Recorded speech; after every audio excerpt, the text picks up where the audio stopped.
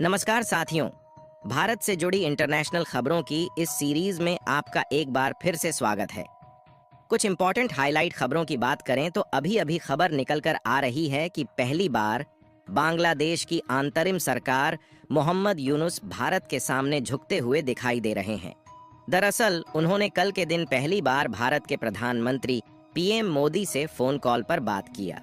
और जो बात पीएम मोदी और बांग्लादेश के बीच हुई है, इससे यह बात पूरी तरह से नजर आ रही है कि बांग्लादेश की अंतरिम सरकार के लीडर मोहम्मद यूनुस भारत की बातें मानने के लिए तैयार हो रहे हैं और उन्हें भारत के सामने झुकते हुए देखा जा रहा है। वैसे तो मोहम्मद यूनुस इस रास्ते पर आते हुए इसलिए दिखाई दे रहे हैं क्योंकि न सिर्फ उन पर भारत का दबाव पड़ रहा है, बल्कि यूनाइटेड नेशन ने भी अपने पहले कदम को बांग्लादेश के खिलाफ उठा लिया है, जिसमें यूनाइटेड नेशन के द्वारा हिंदुओं और अल्पसंख्यकों पर हो रहे अत्याचारों की जांच के लिए उनकी एक टीम बांग्लादेश में जल्द ही आ रही है और बांग्लादेश की नई अंतरिम सरकार पर कोई अपराध का कलंक न लग पाए, इसलिए उन्होंने भारत के पीएम मोदी से पहली बार फोन कॉल पर बात की है। वहीं दूसरी तरफ आज भारत के द्वारा वॉइस ऑफ ग्लोबल साउथ शिखर सम्मेलन की तीसरी मेजबानी की गई, जिसमें भारत के अलावा Bhutan, Nepal, Fiji, Marshall Island और श्रीलंका के साथ साथ बांग्लादेश जैसे अन्य कंट्रीज ने पार्टिसिपेट किया, जिससे न सिर्फ इन देशों के साथ भारत का कंट्रोल बराबर बना रहेगा, बल्कि साथ ही इन देशों के साथ भारत का ट्रेड रिलेशंस और भी ज्यादा मजबूत बनाने की शुरुआत भारत के द्वारा की जा चुकी है। आज की इस वीडियो में भारत, बांग्लादेश, यूनाइटेड नेशन और voice of global south summit से जुड़ी कुछ ऐसी इंटरनेशनल खबरों को बताने वाले हैं जो कि भारत के नजरिए से बेहद ही इम्पोर्टेंट है। लेकिन आगे बढ़ने से पहले इस वीडियो को लाइक करके चैनल को सब्सक्राइब जरूर कर लीजिए, क्योंकि यह आपके लिए एक सेकंड का काम है, लेकिन इससे हमारी काफी बड़ी मदद होती है। दरअसल अभी अभी विदेश मंत्रालय की तरफ से सबसे बड़ी खबर सामने निकल कर आ रही है कि इस समय बांग्लादेश की अंतरिम सरकार के लीडर मोहम्मद यूनुस, जो अभी तक भारत का विरोध कर रहे थे, लेकिन इसी बीच कुछ ऐसा हुआ कि उन्होंने पहली बार भारत के प्रधानमंत्री पीएम मोदी से फोन कॉल पर बात की है और दोनों देशों के बीच जो बातें हुई हैं उसको सुनकर आप भी हैरान रहने वाले हैं, क्योंकि भारत अभी तक जो चाह रहा था, अब उस बात को मानने के लिए मोहम्मद यूनुस पहली बार तैयार हुए हैं। लेकिन हम इन बातों को बताएं उससे पहले आपके लिए कुछ बातें जानना जरूरी है। सबसे पहले तो आपको यह बात क्लियर कर दें कि जो बांग्लादेश की नई अंतरिम सरकार के लीडर हैं, उनमें भारत का विरोध साफ साफ नजर आ रहा है और जब से शेख हसीना जी भारत में शरण लिए हुए हैं, तब से उनकी तरफ से भारत को कई बार चेतावनियां दी जा चुकी हैं कि भारत उनके मामले में दखल ना दे और शेख हसीना को वापस उनके देश भेज दे। यहाँ तक कि देखा जाए तो 12 दिन से भी अधिक होने को है, लेकिन बांग्लादेश की तरफ से बार बार कोशिश की जा रही है कि भारत किसी न किसी तरीके से शेख हसीना को गिरफ्तार करके उनके हाथों में सौंप दे। वैसे तो शेख हसीना खुद अपने देश में वापस जाने के लिए तैयार है, लेकिन जब तक वहाँ के हालात सामान्य नहीं हो जाते, तब तक ये वहाँ पर बिल्कुल भी नहीं जाने वाली है,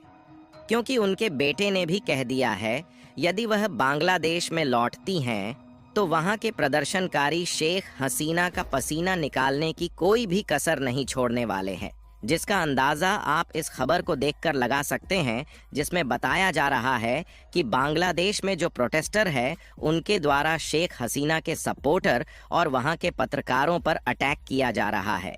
और वह भी शेख हसीना के सपोर्टर पर अटैक ऐसे समय पर किया जा रहा है जब बांग्लादेश से शेख हसीना को देश छोड़कर भारत में आए लगभग 2 हफ्ते हो रहे हैं। और वहीं दूसरी तरफ भारत का जो बांग्लादेश के साथ व्यापार है वह काफी ज्यादा डिस्टर्ब हो चुका है। यहाँ तक कि भारत के कुछ एक्सपोर्टर का तो यह भी कहना है कि जो सामान बांग्लादेश में एक्सपोर्ट भी हो पा रहे हैं, उनका पेमेंट बांग्लादेश की तरफ से करने में काफी ज्यादा देरी हो रही है,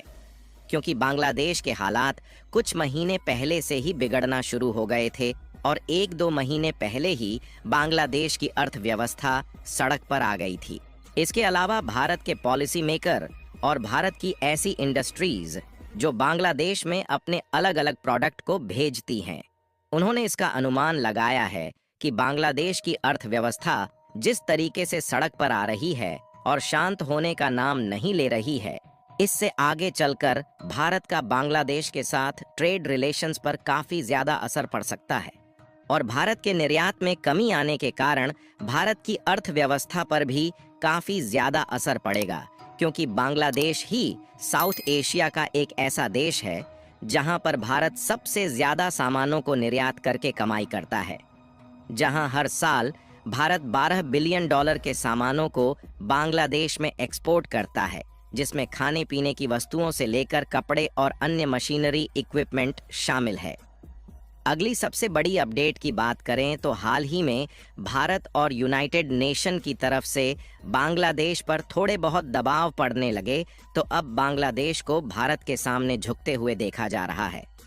दरअसल इसकी जानकारी पीएम मोदी ने अपने एक्स अकाउंट पर पोस्ट के माध्यम से बताया है कि हाल ही में बांग्लादेश की अंतरिम सरकार के लीडर मोहम्मद यूनुस की तरफ से नरेंद्र मोदी को टेलीफोन कॉल रिसीव हुआ, जिसमें भारत और बांग्लादेश ने अपने विचारों को एक दूसरे के साथ एक्सचेंज किया।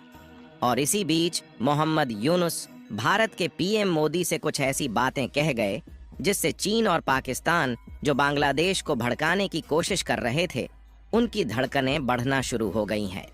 दरअसल भले ही मोहम्मद यूनुस को शुरुआत में भारत विरोधी माना जा रहा था, लेकिन इन्होंने भारत के द्वारा किए गए समर्थन का धन्यवाद देते हुए कहा कि भारत ने हमेशा ही लोकतांत्रिक स्थिरता और शांतिपूर्ण के साथ साथ बांग्लादेश की प्रगतिशील के लिए हमेशा आगे रहा है।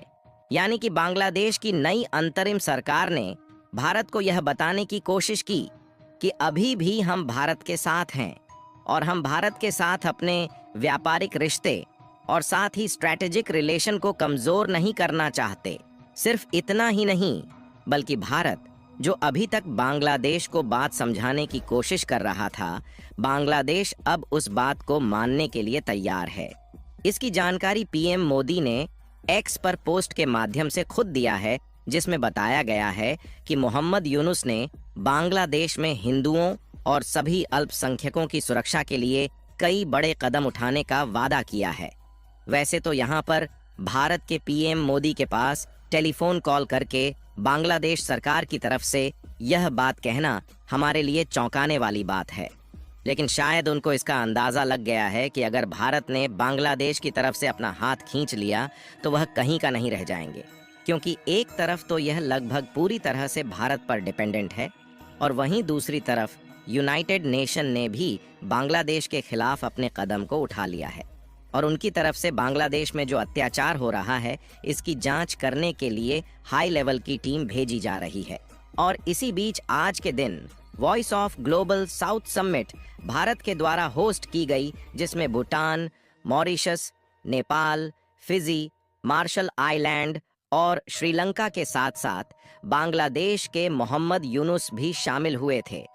जिसमें भारत ने इन देशों के साथ मिलकर आगे बढ़ने पर जोर दिया। बाकी आप लोगों को क्या लगता है कि बांग्लादेश की अंतरिम सरकार ने जो वादा किया है, उसके मुताबिक हिंदुओं पर होने वाले अत्याचार को बचाने के लिए कोई बड़ा कदम उठाने वाली है या नहीं? अपनी राय कमेंट में ज़रूर बताएं और इस वीडियो को एक लाइक करके अपने मित्रों तक शेयर ज़रूर करें ताकि उन्हें भी जानकारी मिल सके। इसी तरह और भी नॉलेजेबल वीडियो देखने के लिए चैनल को सब्सक्राइब करके बेल आइकन को ऑल पर ज़रूर सेलेक्ट करें। जय श्री राम।